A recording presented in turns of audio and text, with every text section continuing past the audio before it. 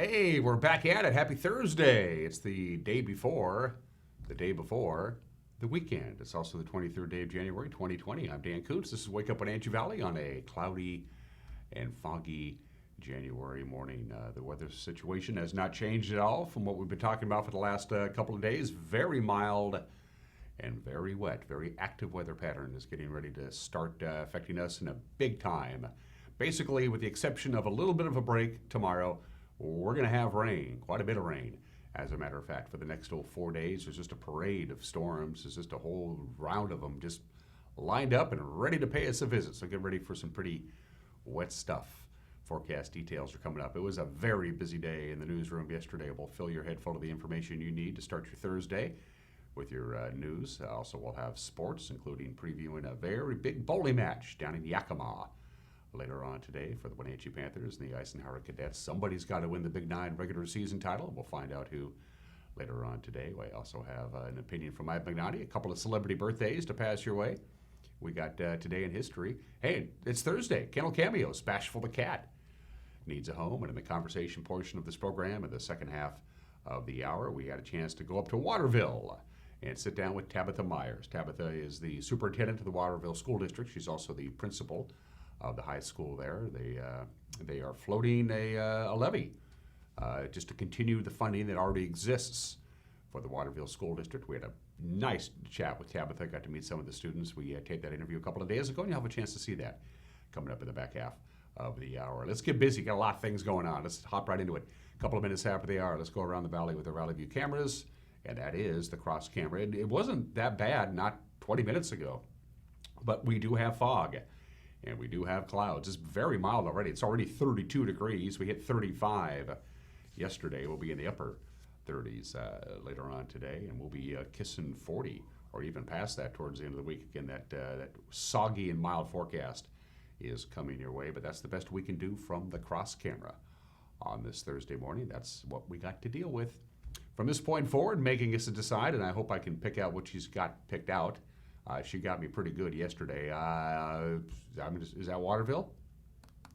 Oh, that's the Manson Water Tower. Okay, so we're looking out over Lake Chelan. Week 2 of Winterfest is this weekend. And unlike last weekend, last Saturday when they had lots of snow in Chelan, not so much this upcoming weekend for weekend number 2 of Winterfest. By the way, there is a potential for some pockets of freezing rain in the Chelan area a little bit later on today. We'll talk about that. We've got a graphic to show you in just a couple minutes, so heads up for you folks in the Manson-Chelan area.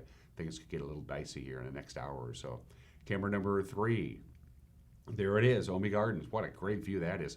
And ironically enough, that's an incredible view, even though that camera and the cross camera are at about the same elevation. That's a big difference between one side of the valley and the other as we look down over the Stimmel Complex and the Columbia River. Can't quite make out the Otobashian Bridge, but it's down there. Trust me, as the clouds are hanging low over the valley, and no real sun. By the way, that's the one thing about this weather forecast. The sun is up there, but we're not going to see it all. Sunrise this morning at 7:37, sunset tonight at 4:48. That means 9 hours and 11 minutes of daylight. We're gaining about 90 seconds of daylight per day. It doesn't sound like a lot, but over the course of a week or 2 weeks, it starts to add up a little bit. Camera number 4. Where are we off to, Megan? Oh, look at that. That's a stunning view of... that's Steins Hill. Yeah, that looked, again, just like the cross camera. The camera on Steins looked a lot better not that long ago, and now, boom, here comes the clouds and the fog. And since the clouds and the fog are hanging pretty low, the sun's not going to be able to burn off the fog and the clouds. The fog will lift by about 10 o'clock this morning, but the clouds aren't going anywhere. So we said good morning to our friends in Steins Hill, Omi Gardens, up there in Manson, and, of course, the cross camera at 4.5 minutes after the hour. Got a couple of slides to show you. Thursday morning snow. This is a bit of a concern, especially in the Methow Valley, as you can see there, and in the Chelan area. Look at that circled area. Kind of misses the Wenatchee area, but here's the situation. They got warm air up above, cold air down on the valley floors. It's going to come down in the form of rain, and then as it passes through the cold air, right before it hits the ground, it could freeze. So there is the possibility of some freezing rain in the lowlands and the valleys of the eastern slopes of the Cascades. Specifically, the one we're really worried about is the Methow Valley up in Winthrop, Mazama, Twisp. You could get the possibility of some freezing rain, and even down into the Chelan area. there's a possibility of some freezing rain, which of course can create some very dangerous driving conditions. You got warm air up above, cold air trapped down below it. It rains, and that's what happens with freezing rain. Keeping a close eye on that. Also, there's a lot of instability in the Cascades, and so they have an avalanche warning. They have been getting a lot of snow, a lot of heavy, wet snow on top of heavy, wet snow on top of heavy, wet snow. Something's got to give, so there's an avalanche warning in the backcountry areas, as you see there, that goes all the way through tonight for the slopes of the Cascades. It's going to rain everywhere, Puget Sound, mountains, eastern Washington, and that means that they could, if you're out in the backcountry, you could get trapped in an avalanche, and you absolutely don't want that to happen. Thank you very much. So keep a close eye if you're heading up to the backcountry today. Take a look out. We got an avalanche warning that was issued from the North Central, from the Washington State Avalanche Center on that for some pretty dangerous conditions in the backcountry. 6 minutes after the hour. Patriot Plumbing, Heating, and Cooling. They give your home a hug, and they're sponsoring the weather forecast from the National Weather Service. Wet, wet, wet, wet. Going to see some rain, going to see some fog, going to see some clouds today. High of about 37. Absolutely zero snow at all in the forecast until late into the weekend, into the early part of next week. Rain tonight, overnight, yep, quite a bit of rain. So we can get anywhere between a tenth and a quarter of an inch possible today, an additional tenth to a quarter of an inch possible tonight. That's pretty rainy for us. It's going to come down quite a bit tonight. Friday, we catch a little bit of a break. Friday morning, the rain should taper off by about 10 or 11 o'clock. We should be dry for the rest of the day on Friday. But then another system comes in Friday night. We get more rain with an overnight low of 35. Rain on Saturday, most of it in the morning, and a high near 40. Rain again Saturday night. We'll dip down to about 35. So as you can see, very little temperature variation and very warm. Sunday, rain in the morning especially. High of 45 on Sunday, 44 on Monday with more rain in the forecast. So outside of most of the day Friday and a little bit on the afternoon on Saturday, outside of that, we are expecting a pretty good dose of rain right through the forecast period until we get maybe Tuesday night. We could get a little bit of snow. Snow level is going to dip down to about 30. Snow level is going to dip down to about 1,900 feet on Tuesday night. But by that point, this parade of storm systems will pretty much be petered out by that point. But get ready for lots of clouds, lots of rain, and lots of warm temperatures. That's your forecast. And now let's take you up to the major mountain passes where the story up there is rain. We got a live shot of I-90. A couple things to remind you of. There's an avalanche warning in the mountain passes. I just talked about it. Also, they have a flood watch issued because they're going to be dealing with rain and melting snow. 33 degrees at the summit of I-90. It is raining. The roadway is bare and wet. You want to watch out for standing water. No advisories, no restrictions on Snoqualmie Pass. Live shot of Stevens. Traction tires advised there. It is raining. It's warmer on Stevens Pass at the summit than it is down here on the valley floor as this warm air comes in. Traction tires are advised. You still have some compact snow and ice on the roadway. I don't think the blue pass camera is working, is it? Oh, good.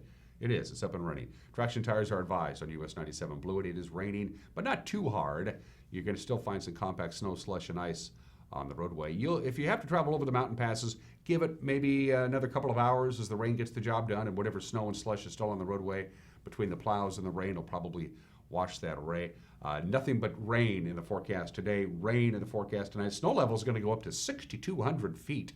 So you can see it's a little gloppy and sloppy on Blewett, but that's going to dissipate as the rain begins to come down. So it's going to rain in the mountain passes most of the day today, rain all night tonight, rain on Friday, then it switches to snow on Friday afternoon, but they're only going to get a couple of inches of snow possible of snow on Friday night, Saturday night. The biggest snow event in the mountain passes for the foreseeable future looks to be Saturday night and Sunday as the snow level dips down to pass level, but for the most part it's going to rain most of the day today in the Cascades. 9.5 minutes after the hour, going to take a break, and when we come back, we'll have your Thursday morning news. You're watching Wake Up in Wenatchee Valley. We're broadcasting this morning from Studio 3 in downtown Wenatchee on the NCW Live channel.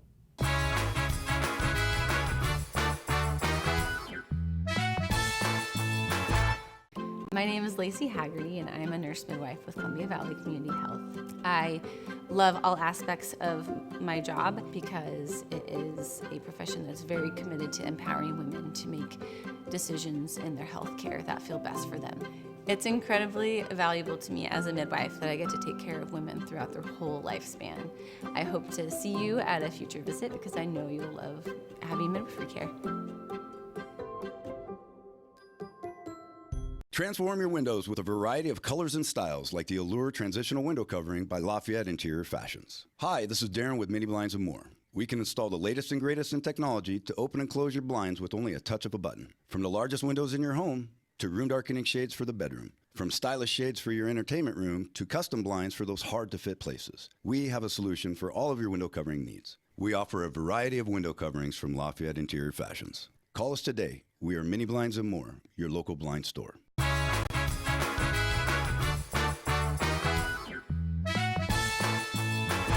At 11 minutes after the hour on this Thursday, it's cloudy, it's foggy, it's 32 degrees. Get ready for some rain later on this afternoon. Quite a bit of rainfall tonight.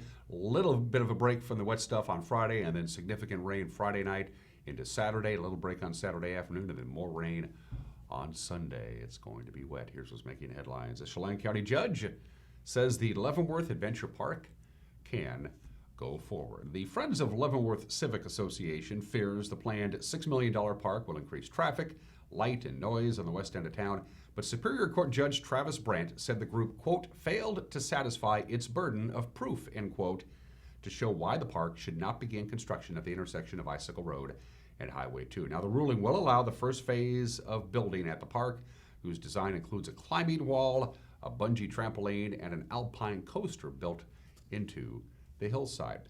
Well, the group that failed in that court effort to stop the planned adventure park says they are watching the next steps very closely. After months of consideration, as I just mentioned, Judge Travis Brandt said that the $6 million tourist attraction can go forward. The Friends of Leavenworth Civic Association sued to overturn the project's approval by the City of Leavenworth's hearing examiner. But Brandt said the group failed to show why the park should not begin construction at that intersection of Icicle Road and Highway 2. Now, the park designs, as I mentioned before, includes a climbing wall, an alpine coaster, a bungee trampoline, and other things. Kerrville Skinnerland, I should say, is the vice chair of the Friends of Leavenworth. I have to say we were somewhat surprised. We raised quite a number of issues related to the environmental impact document and some issues related to height, parking, traffic, noise, and so forth. And the judge essentially upheld the decision of the hearing examiner on all of the issues we raised. And we still feel the issues that we raised have not been adequately addressed, which are traffic, parking, and noise primarily. Those are our main issues. Now, Skinnerland says the group plans to keep a close eye as the adventure park begins its next phase, and that's seeking operational permits and design permits from the City of Leavenworth. They still have the right to appeal Judge Brandt's ruling.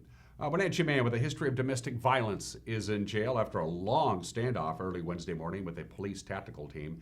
Police got the call about 10:40 in the evening. That's when 34-year-old Daniel Azarte Lopez allegedly threatened to cut the throats of family members at his home in the 1600 block of Ridgeview Lane. He apparently also set a small fire in a bedroom of the house while a multi-agency special response team gathered outside. Lopez finally surrendered to police about 6 o'clock yesterday morning. He has several prior felony convictions, including pleas in 2017 to charges of domestic violence assault, unlawful firearm possession, and methamphetamine possession. He now faces new charges, including assault and obstructing police. The Wenatchee Valley College Board of Trustees say they support current President Dr. Jim Richardson and will not remove him. The board released a statement yesterday in response to the Wenatchee Valley College Faculty Union's no confidence vote and call for the removal of President Jim Richardson last week. Now, the statement praises Richardson and addresses concerns presented by the union's report. The four-person college board consists of board chair Phyllis Gleesman, vice chair Tamara Jackson, Steve Zimmerman, and Dr. June Darling. In Wednesday's statement, the board thanked Richardson for his commitment to the students, being an effective leader, and for being transparent and receptive to ideas. Now, earlier this morning, we got a response from Patrick Tracy, who is the president of the union that is opposing Dr. Jim Richardson, and asks for his removal. I'm not going to read the entire statement, but I have a couple of things I want to read from it. Again, this was sent to us earlier this morning.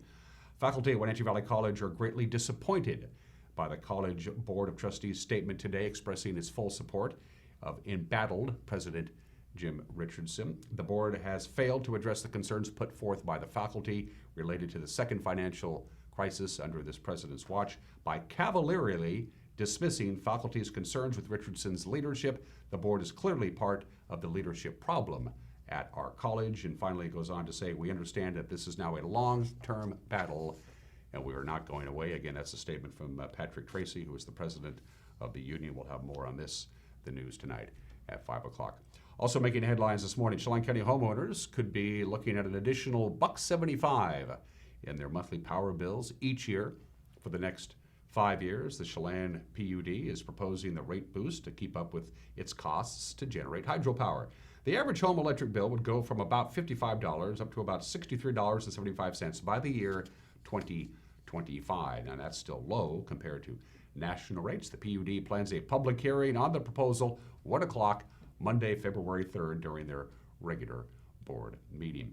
Finally, this morning, Chelan County Commissioners have delayed by 1 week the opening of the bids to replace the West Kashmir Bridge. Commissioner Bob Boogert says the board had set a January 28th date for unsealing the bids. He says the county expects to receive proposals from up to 21 construction firms in what he describes as a very favorable bidding climate. Now, the new span will replace the old Goodwin Street Bridge, which was determined to be structurally obsolete. The project also includes a new overpass that will cross U.S. Highway 2 from the bridge to a roundabout at Hay Canyon Road. Burgett says the delay will allow county engineers time to clear up some questions that were raised by some potential bidders. This is, as far as monetary value, Steve, this is the largest project that Chelan County Public Works has ever taken on. What is the estimated engineer's estimate? The engineer's estimate is somewhere right around $23 million for this project. Yeah. Wow. And so we are very hopeful, Steve, that given the competitive bid environment and the fact that we're getting early out in the season here, the construction season with these bids, that we will be able to get some good response and be able to get this within budget. And that's what's making news on this Thursday morning. The news team will be back at it again, finding out what's going on, and we put together a little newscast that you can watch at 5 o'clock, 6 o'clock, and 10 o'clock. And with a preview of the Thursday night news, here's the anchor, Grant Olson. Good morning, Dan. Coming up tonight on the NCW Life Evening News, we'll introduce you to Bashful the Cat in our weekly Kennel Cameos feature from the Wenatchee Valley Humane Society. We'll also let you know about some of the events happening around the valley for you to enjoy this weekend. And Eric Granstrom will have a look at the upcoming local sports schedule. That, all the day's news, and more coming up tonight at 5, 6, and 10 on the NCW Life Evening News. Hope to see you then. Dan? I'll be watching Grant. I always do. I don't miss the news. Again, as Grant mentioned, 5 o'clock, 6 o'clock, and 10 o'clock. You can also watch the news on demand by going to our website right around 5 o'clock in the afternoon. It's available for you to watch whenever you darn well please. And we have our newscasts and our local shows archived, too, in case you missed something. You want to go back and watch it again. Check out the bottom of your screen. That's all the different ways you can get a hold of us, and you do like to get a hold of us. I'll give you credit for that. News@ncwlife.com is our email address. You can go to our website, ncwlife.com, and contact us that way. You'll see the icon there. Or go to our Facebook page and drop us a line via Facebook Messenger. Going to take a break. When we come back, we got sports, the obscure holiday, today in history, birthdays, kennel cameos. Everyone's entitled to Mike McNally's opinion. And my conversation with Tabatha Mires, the superintendent of the Waterville School District. Busy Thursday. You're watching Wake Up on Wenatchee Valley on the NCW Life channel.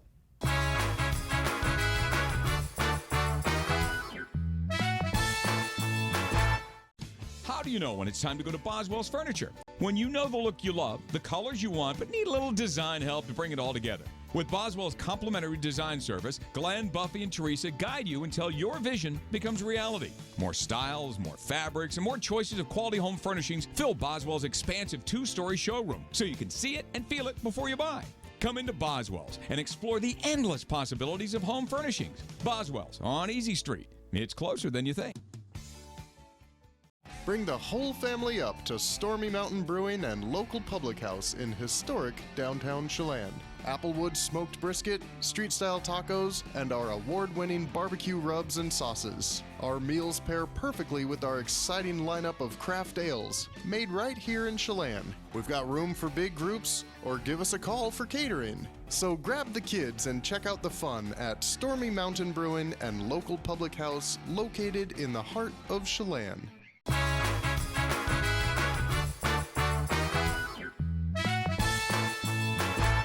Back at it at 20 minutes after the hour. Wake up Wenatchee Valley. I'm Dan Kuntz. Sports. The Wenatchee Valley Lady Knights traveled to Moses Lake yesterday. Picked up a nice victory over Big Bend, 62-52. Carrie Ann Kunkel continued her season of scoring. She poured in 21 points to lead the Lady Knights. Chastity Spady chipped in 19. The Lady Knights improved to 14-6. Overall, 5-2 in conference play. They will be hosting Treasure Valley Saturday afternoon at 2 o'clock. Wouldn't you know it?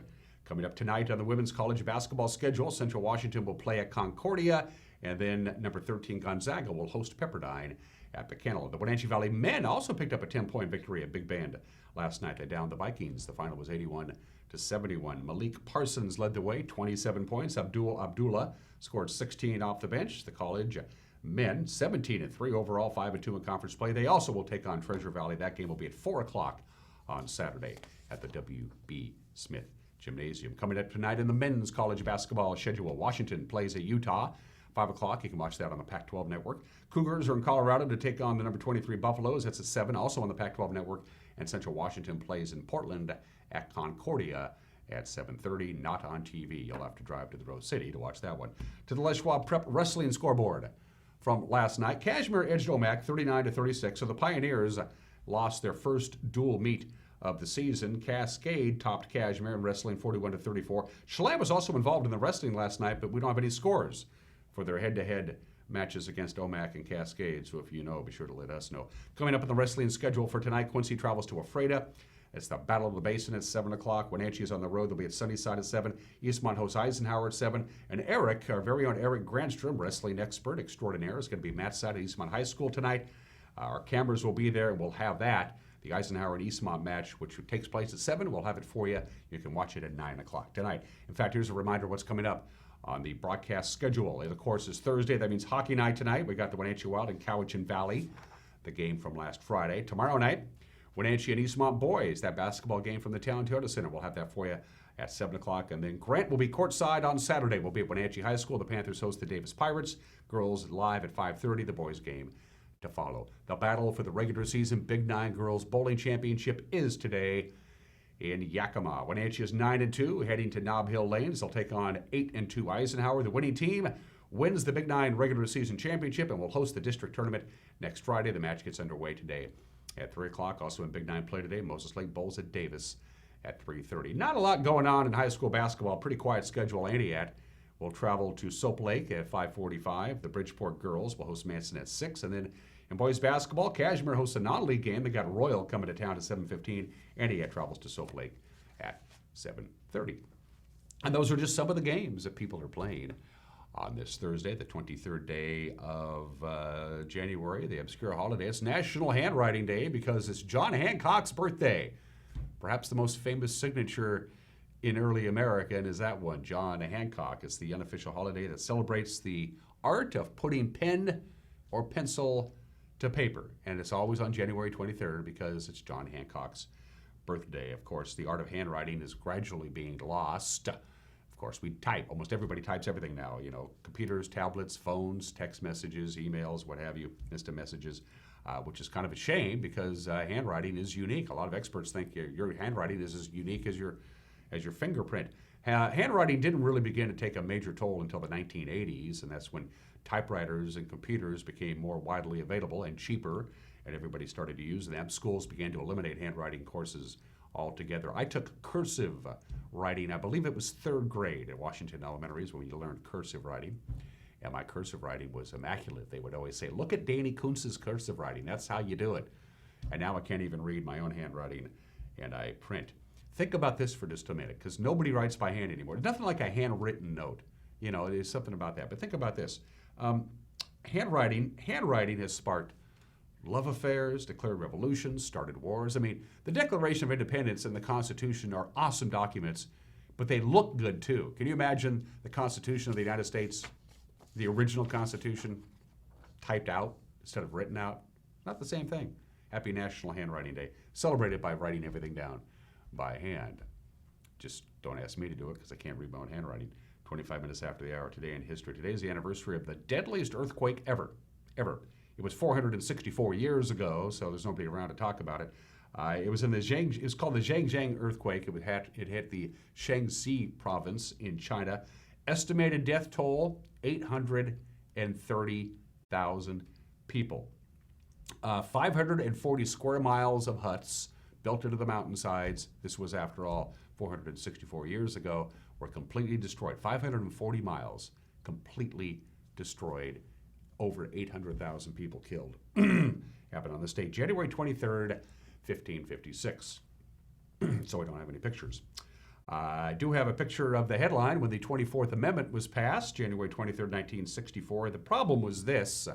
After the 15th Amendment was passed, granting the right to vote to, citizens, the South had a problem because they didn't want African Americans to vote, they didn't want women to vote, and they didn't want poor white folks to vote, so they had the poll tax.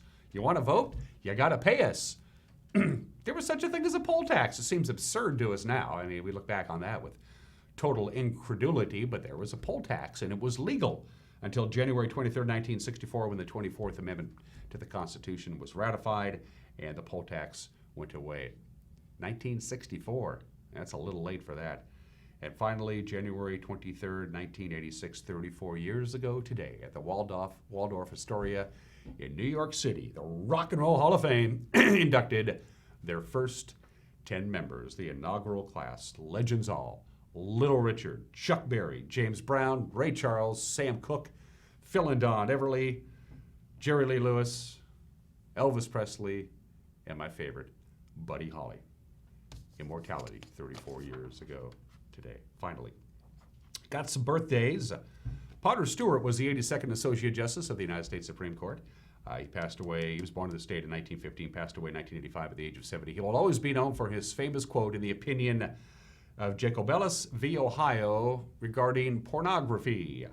And he said, I know it when I see it.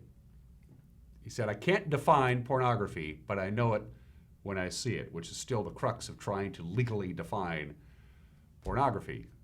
Many experts believe you just can't do it. How do you define it? What is pornography to one person isn't to another. Potter Stewart, who was a great justice, by the way, born in the state in 1915. And Jerry Kramer, took way too long for Jerry Kramer to make the Pro Football Hall of Fame, but he finally did it. He's 83 years old today. An All-Pro 5-time, the members of the NFL's 50th anniversary team, inducted into the Pro Football Hall of Fame in Canton, Ohio 2 years ago. The legendary Jerry Kramer, whose book Instant Replay is still a great read. Happy birthday, Jerry. He's 83 years old today. Kennel Cameos is coming up, also Mike McKnight's opinion, but first things first, there it is. I don't know what Campbell's is thinking. I really don't. If they want to give you a room starting at $95 a night, the starting rate for a room for locals at Campbell's, I say go for it. Because one of these days, somebody like in the accounting department is going to call up Campbell's and say, did you know that you can rent a room if you're a local for $95 a night at your fine resort? So somebody, take advantage of it. I mean, who knows how long this is going to last. It is the destination deal, again, at Campbell's Resort at beautiful Lake Chelan, gorgeous resort right at the bottom of the lake. If you're a local, if you live in North Central Washington, you can get a room at Campbell's starting at just $95 a night. And don't forget, weekend number 2 of Winterfest is this weekend, so this will be a good time to take advantage of that. All right. Hey, Bashful the Cat needs a home. It's Kennel Cameos with Megan McPherson.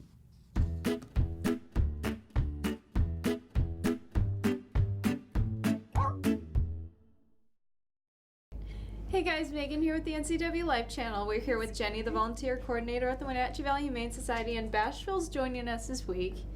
He's not really that bashful though, is he? He's not. Yeah. He's very sweet.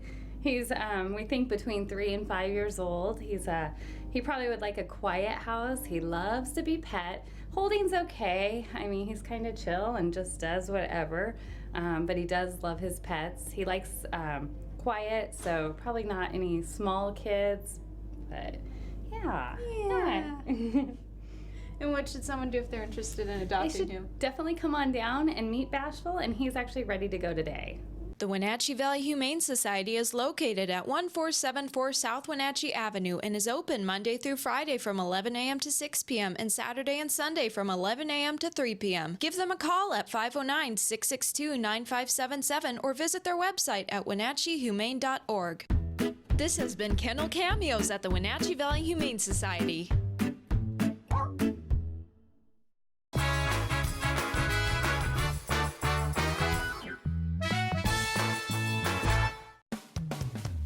Wow, Wenatchee Valley, Collins winter clearance has begun. 30% off boots, coats, jackets, vests, sweaters, tunics, tops, selected jeans and slacks, winter scarves and gloves. All red checked items are 30% off. Lotus handbags, selected Brighton luggage and jewelry, all on sale. And your favorite brands like Joseph Ribkoff, French dressing, Tribal, Icelandic, soft boots, etc. Super service, super selection, all at Collins Fashions, where fun meets fashions in downtown Wenatchee. My name is Anaisa Lemus, and I teach at John Newberry Elementary. I had a tooth in the front that was just always causing me problems. It was just happening so regularly. I went to go get a root canal done, and the root canal didn't help a whole lot because then it came back. Both of my parents went to Dr. Divis's office. They really recommended him because he had done such a great job on their teeth. I went and really have had a really pleasant experience with him. He just made me feel really at ease with everything. He was really confident with what he was doing. He said, this is one of his favorite parts of his job, which really made it easier for me because, when you're really passionate about something, they're gonna do a good job. As a teacher, my students, I'll tell them randomly sometimes, oh yeah, with my fake tooth, they're always so shocked. Like, what? It looks like your real tooth. And I'm really happy with the results now. This is Dr. John Divis. Please call us today.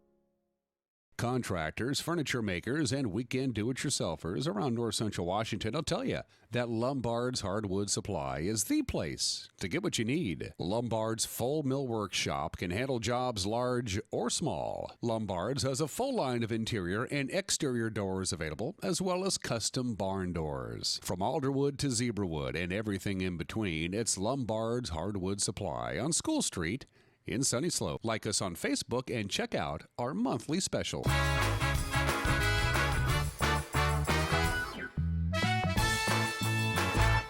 this is Mike Mad Dog McNaughty, and everybody is entitled to my opinion.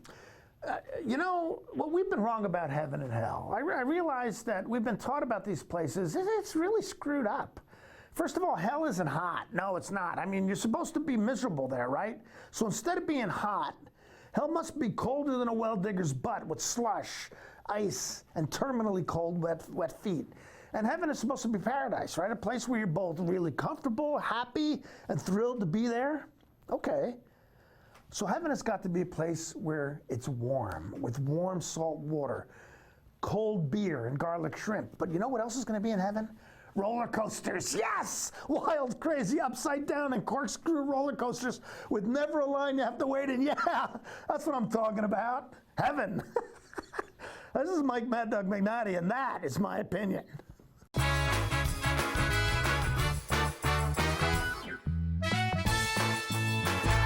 How much are you paying for adult, family, or assisted living? Epladolin Retirement and Assisted Living offers one-bedroom apartments for one affordable price. Their rates are all-inclusive. No nickel or diming or sudden increases, just one set price. You or your loved one will receive good food and excellent care in a relaxed, home-like environment. Stop on by for a tour to see if the Epladolin family is the right choice for you. Family-owned and operated Epladolin Retirement and Assisted Living in Cashmere. Affordable care. The Cottage Inn has been a Wenatchee Valley landmark since 1940, making it one of the longest-running locally owned restaurants around. And it's better than ever.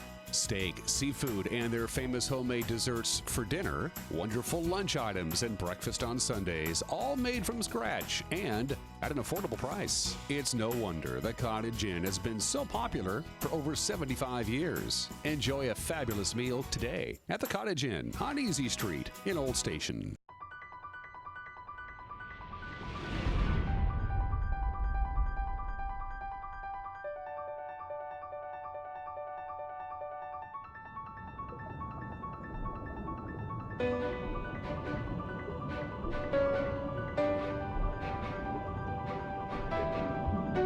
Come see how very different you will feel in your Bullfrog Spa.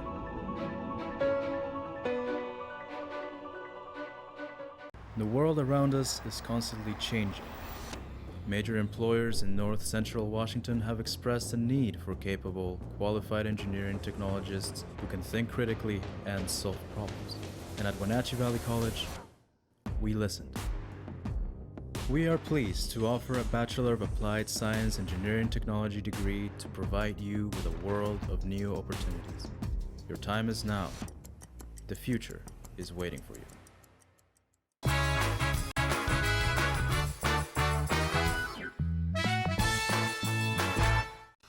Welcome back to Wake Up Wenatchee Valley. What do you think of our new set?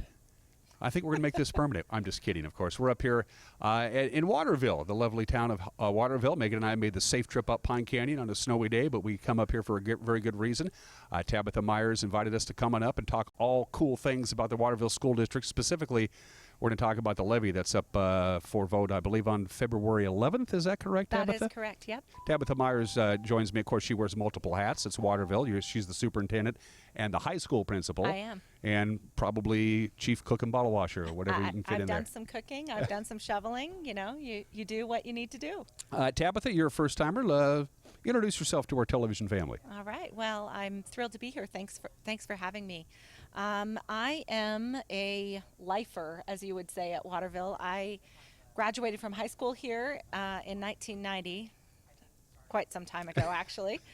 Time flies. And now my first teaching job, I taught some English here, and then taught history and English for many, many years. Became a high school principal, and now I'm serving as the high school principal and superintendent. I'm a mom of 3 kids, one still at Waterville School, 2 graduates, and I feel blessed to be a part of this school. Why did you, obviously, you're a teacher, you're an educator by profession, you probably have always wanted to be an educator. I'm spitballing, is that true? It's true, actually. It's kind of the family business. My grandparents were both educators. It's just sort of what, I loved school my whole life, so it was a good fit for me. So, but why did you decide to stay here in Waterville? And I know this is your home, you have roots here, but I do. But teachers are needed anywhere, especially quality teachers. Why did you decide to stay here? I think for me, the big deal was that I felt that my experience here at Waterville was so strongly influenced by close relationships with teachers in a small school. That is something that I wanted for myself. I wanted to make a difference for kids. I didn't, it wasn't just about the content. It was about relationships with kids. It was about seeing kids and families over time, which is what I've been blessed to do. Now I'm sometimes working with kids whose parents I had in class. So that's, for me, probably the biggest thing. And then just this community. I'm blessed to be a part of a community that supports our schools. And the school really is the center of Waterville life. So for me, that's where I wanted to be, and I can't imagine being anywhere else. Although when I graduated from high school, I remember thinking, I'm never going back Sure, there. that's what you do when you're 18 and you graduate from high school. You say, I'm out of here. Especially when you're from a small town. Yeah, and yet somehow you brought back. Absolutely, and I can't imagine having my teaching career anywhere else. It's been the best. And it's something that's funny, as Tabitha and I were setting up our camera gear, and Megan as well, during a recess period, you were saying hi to every kid. I mean, you know the name of every kid who goes to this school. I do. Bob, hi Janet. I thought that was interesting. So. It is.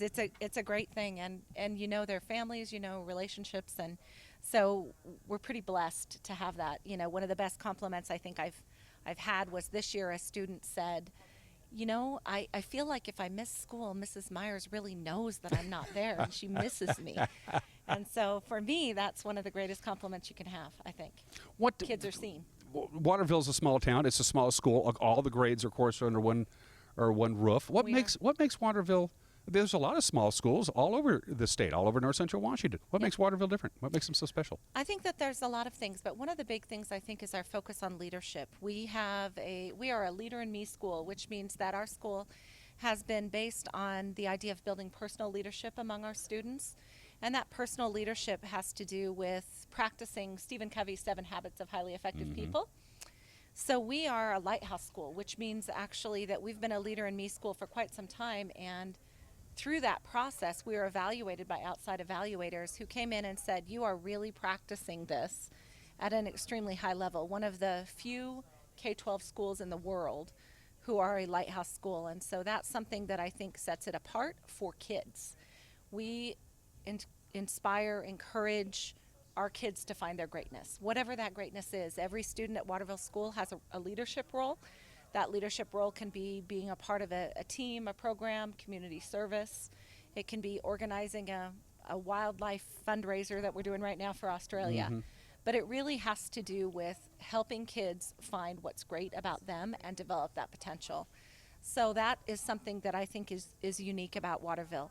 I think in Waterville we really are responsive to student needs. So as students need new classes, need new programs, we work really hard to offer those for our kids. That's one thing that I think is really unique about our school. We're going to talk about the levy here in just a little bit. One of the things I noticed as I did my research about the Waterville School District, a lot of the kids all the way through K through 12 are involved in extracurricular activities. Not necessarily the case with bigger schools. They don't they're not in band, or they're not in drill team or cheerleader or the basketball team. But that's not the case here in Waterville. Almost every kid in this entire school district is doing 2 or 3 things, tied into the school. But absolutely, from and that's leadership important. roles, It's important. absolutely, and we know, if we get down to the educational research, we know research says that kids that are engaged in their school, connected in some way, are more likely to have success.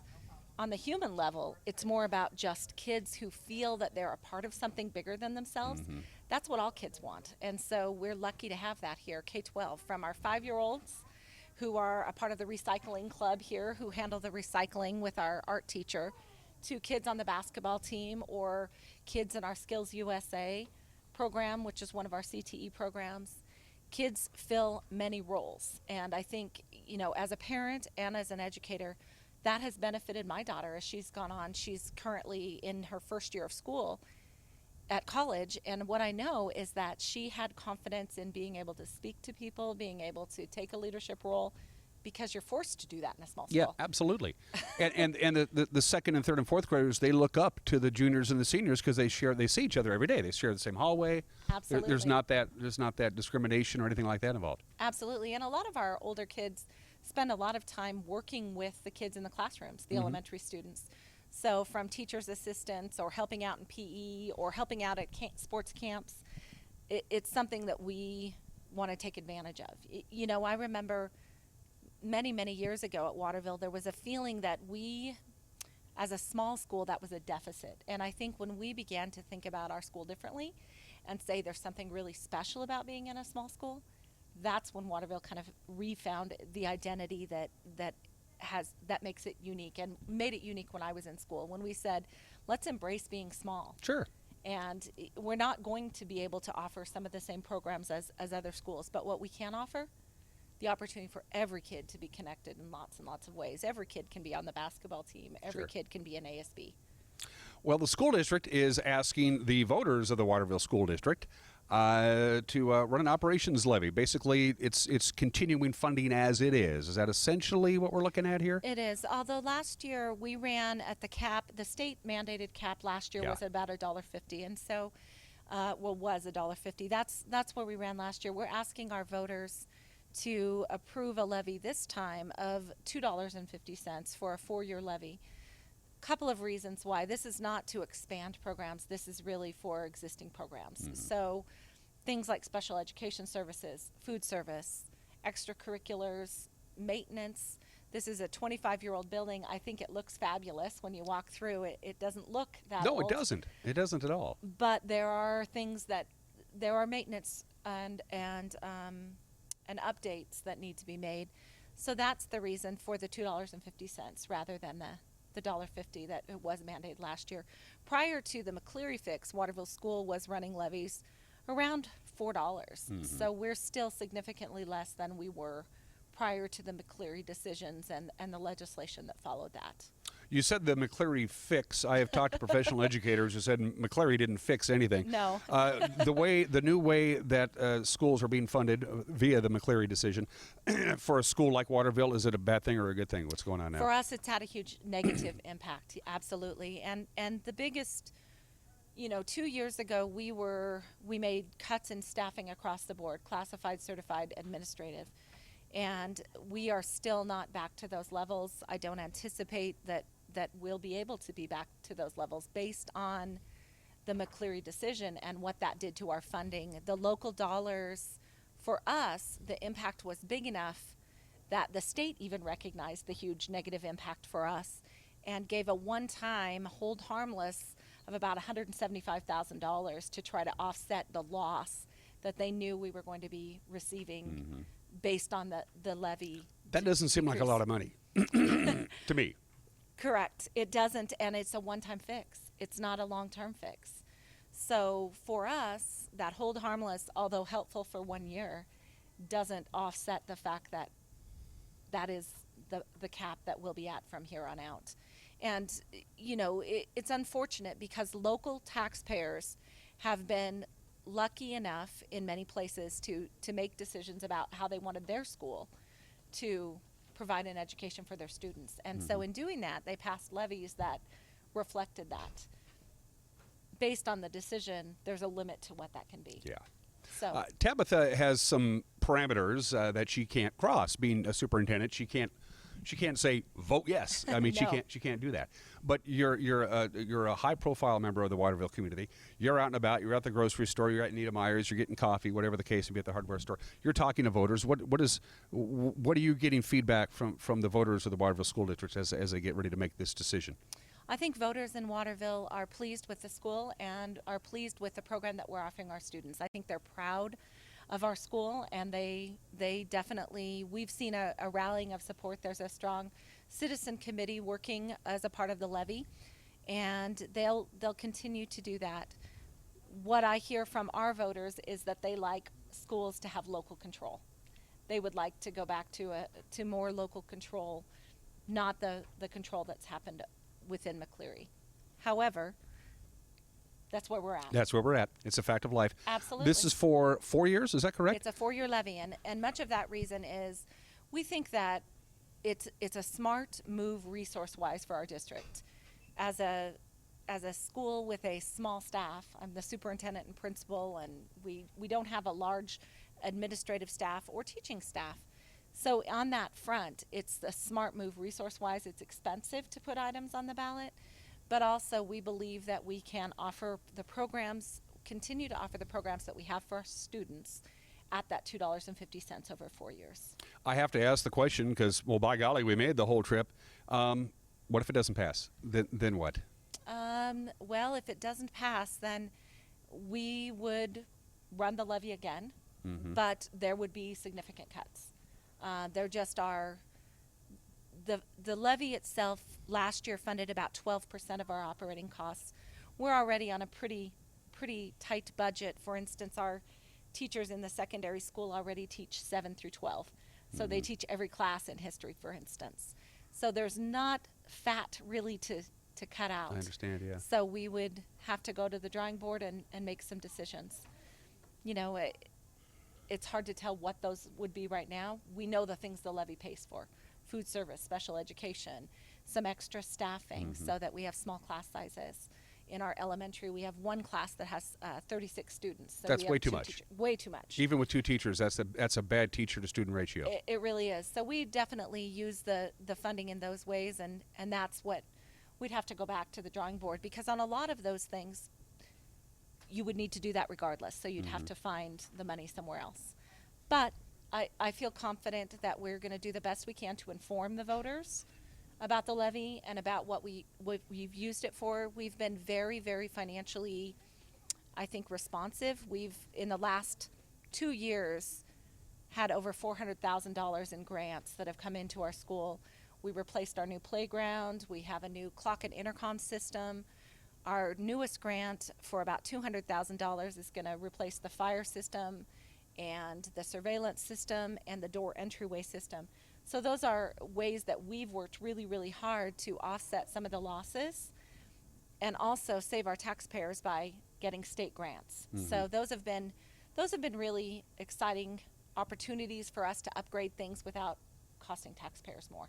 From a population standpoint, the Waterville School District, small. From a geographical standpoint, the Waterville School District is big. It is I big. mean, you have a big footprint. How important is transportation when you have kids who are coming in to go to this school that live 15 or 20 miles away? Absolutely. Our transportation budget is definitely one area that we always are looking to be very smart fiscally about how we do that. We transport kids from Withrow. We pick kids up in Aranda. We have a lot of students who come to us from high school from Aranda. We have students that are out near Rimrock, so it's a very large district. And we're lucky to have great bus drivers, but definitely we have a large transportation budget. It's definitely something that we have to continue to look for. Our 4-day week has had some impact on that. I'm not sure if you're aware, Waterville School's on I was going to ask you about that. Yeah. My understanding is it's been a rousing success for those uninitiated. Waterville went from 5 days a week to 4 days a week. The kids go to school longer each day to make up for the time that so it's not like they're getting shortchanged on education, but everybody gets a 3-day weekend. And my understanding, and I'll let you address this, Tabatha, as our final question before we cut you loose, it's been a huge success. Absolutely, an amazing success. There's always uncertainty when we take a change like that. Nationwide, there's a lot of schools that operate under a 4-day school week, but it's still pretty rare in Washington State. 5 schools when we made the decision. And when we made the decision, we were surprised when we did the math. Our students actually in our high school grades go to school longer hours now than they did prior to 4-day week. That's because we have no half days, no early releases. Every day is a full day. So we actually increased instructional hours by going to 4 days a week. Our teachers still work the same amount of hours, and we're able to offer some professional development that we were never able to offer before. Over the past year, we've really tracked carefully. The board made a strong commitment and tasked me with tracking that information to be sure that our students were not being academically disadvantaged by that. So what we found Sounds like the opposite's happened. Absolutely. We saw an increase academically across the board. Enrollment or attendance has increased for both staff and students. Achievement growth is higher than it's ever been. So it's been a great opportunity for us to monitor our growth and see what can happen when you're willing to try something a little bit different. Sounds like it's almost like sugar on the ice cream, in that what the main impetus behind going from 5 days to 4 days was to bring teachers in, because the teacher turnover is a constant problem, not just Waterville but everywhere. Absolutely. Did it work? Did our new young our teachers fresh out of college with a brand new diploma and they're certified and they're ready to teach coming to Waterville because they like the idea of 4 days a week? We were really blessed. We had a couple of positions last year that we filled based on retirements. And we had an outstanding applicant pool, teachers that are absolutely phenomenal and have been wonderful for our kids this year. So we feel pretty confident that it is something that sets us apart. It's a tough job teaching in a small school, in that you are going to teach all the students. You're not going to teach 9th grade English all day. You're going to teach 6 classes. I'm spitballing here. I'm not an educator, but it seems to me you would be a better educator. I think it's pretty phenomenal. I think that we see our staff definitely. They get time away under the 4-day week. Many staff, our administrative staff is still here on Fridays, and many staff are still here on Friday or on Sunday. But there's still time away, which is really an important piece for staff to stay energized and positive, because we know students take their cue from staff. And happy staff. If the teachers and the custodians and the paraeducators and whatever are obviously walking through the hallways and smiling and enjoying absolutely. It's reciprocal. It trickles down to the kids. Absolutely, 100%. And so it's had an incredibly positive impact for us. I'm excited to see us continue that trend and continue growing academically as our students are competing in a pretty competitive world out there. A last question for Tabatha Mires, and we'll cut her loose. As we mentioned before, Tabatha, as the superintendent, can't say vote yes on this. I mean, she has. That's just the legalities of it. I think we know what she's going to vote for. But for those people who want more information and want to talk to those people who are actively out there supporting this new levy, which is again is just is continuation of the already existing funds, who do they get a hold of to get more information? Absolutely. We have a strong committee. You can go onto there's a Vote Yes Facebook site, which would be one opportunity. You can also reach out to me and I can put you in touch with any of those people. My information is all on our Shocker website. I'm also happy to meet with anyone who has questions or concerns and talk about the upcoming levy and also about the great things that are happening at Waterville School. Your ballots should be in your mailbox by the time this interview airs. The election day is Tuesday, February 11th. Get in your vote. Get it into Thad's office, which is right down the street from where we're sitting right now. We should go by and see Thad. I've always liked Mr. Duvall. You should. And Tabatha, can we come up more often? I like doing this. Please, I really come do. on up for Leadership Day. Yeah. End of March. We'd love to have you come up and cover our Leadership Day. Maybe I'll learn something. Well, we've got some pretty amazing kids here. I know you do. I know you do. Tabitha, it's nice meeting you. Nice and we're going to take a little video tour while we're here. Is that cool? All right. That'd be wonderful. Cool. Thank you so much. Thanks for letting us drop by. You're watching Wake Up in Anchi Valley. We'll be right back.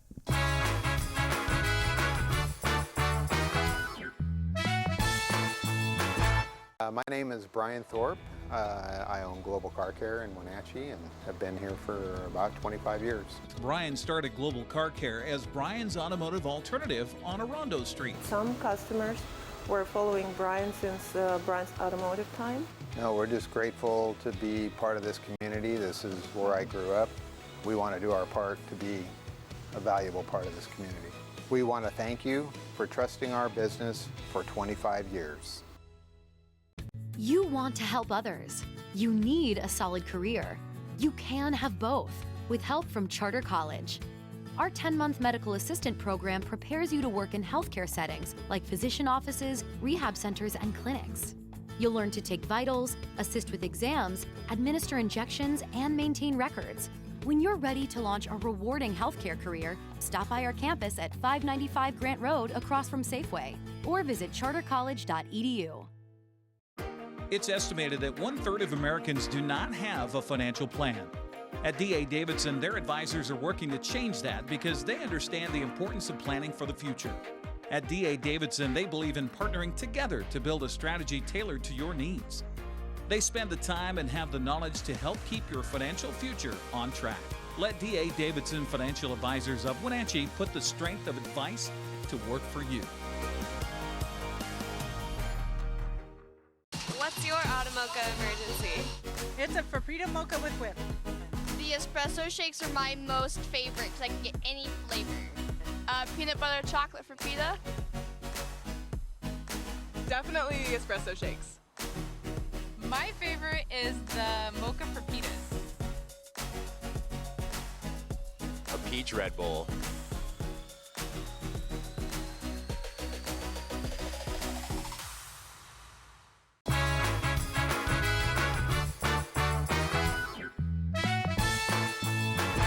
And we are back. Sun's been up for about 15 minutes or so on this Thursday morning, but you're not going to see the sun for the foreseeable future. We're in for some clouds and some rain and some very mild temperatures. Let's take a look at the forecast one more time from the National Weather Service. First of all, we're keeping a very close eye on still the possibility of some freezing rain in the two areas that you see circled in orange. There is a lot of warm air coming in, but of course we have cold air trapped in the valley surface, and so it starts raining at 9,000 feet, and then right before it hits the ground, it freezes. So that's still an outside possibility for the Medhal Valley, the Winthrop area, Twist, Mazama, that area, and a little bit farther down, as you can see.